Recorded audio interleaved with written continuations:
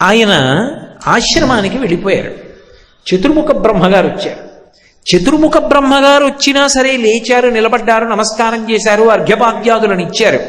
కానీ ఆయనకి మాత్రం మనసులో ఈ శ్లోకమే వస్తోంది, నోట్లో ఈ శ్లోకమే తిరుగుతోంది, దాని గురించే ఆలోచిస్తున్నారు. కారణం, అనుకోకుండా ఆ శ్లోకంలో రామాయణం అంతా ఉంది. రామాయణం అంతా ఆ శ్లోకంలోకి వచ్చేసింది. మా సంక్షేప రామాయణం విన్నారు కదూ నారదుడి దగ్గర, అది మనసులో ఉంది.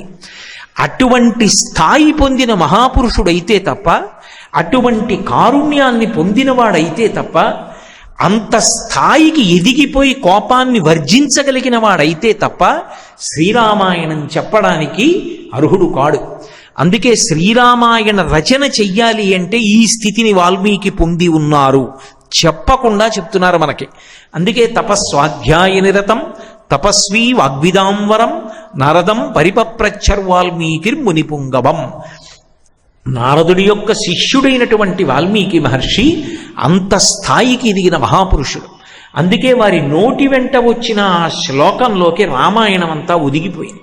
ఎలా అంటే, మా నిషాద, మా అంటే లక్ష్మీదేవి, లక్ష్మీపతి అయినవాడా, శ్రీకి నివాసస్థానమైనవాడా, మా నిషాద ప్రతిష్టాత్వం అగమ శాశ్వతీ సమాహ.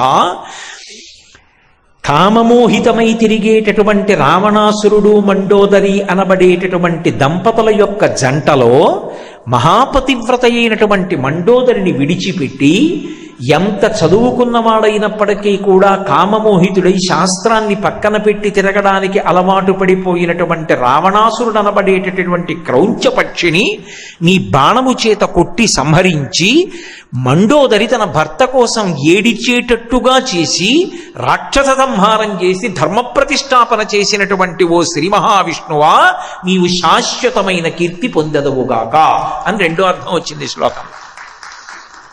అదే ఒక్క శ్లోకంలోకి మొత్తం రామాయణం బాలకాండ నుంచి ఒదిగిపోయింది.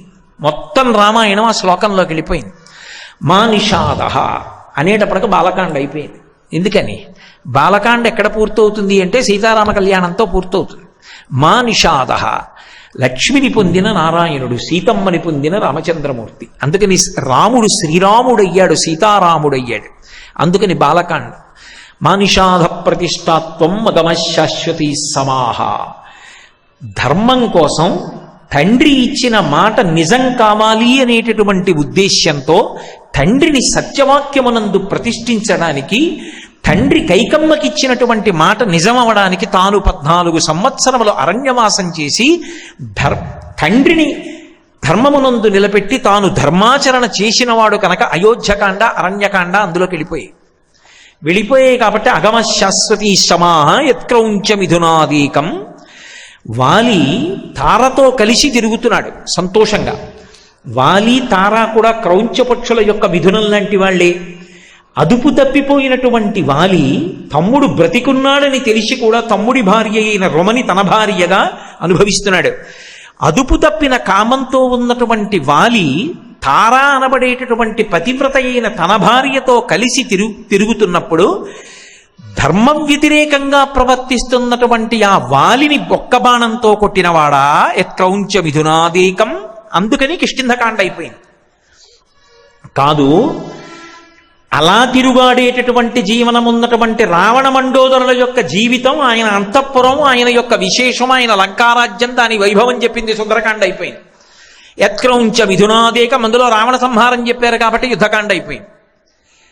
కాదు, మరి సీతమ్మ కథ ఎక్కడొచ్చింది అంటే, యత్క్రౌంచ మిథునా, కృషించినటువంటి శరీరం కలిగి తపస్విని అయి రామచంద్రమూర్తి కోసమని చెప్పి వ్రతం పాటించినటువంటి సీతమ్మ యొక్క వైభవం చెప్పబడిన సుందరకాండ గురించి అందులోకి వచ్చింది కాబట్టి యత్క్రౌంచ మిథునాదేకం, క్రౌంచి అన్న మాటలోకి సుందరకాండ అయిపోయింది. ఇప్పుడు తిరిగొచ్చిన రాముడు శాశ్వతమైన కీర్తిని పొంది పట్టాభిరాముడయ్యాడు.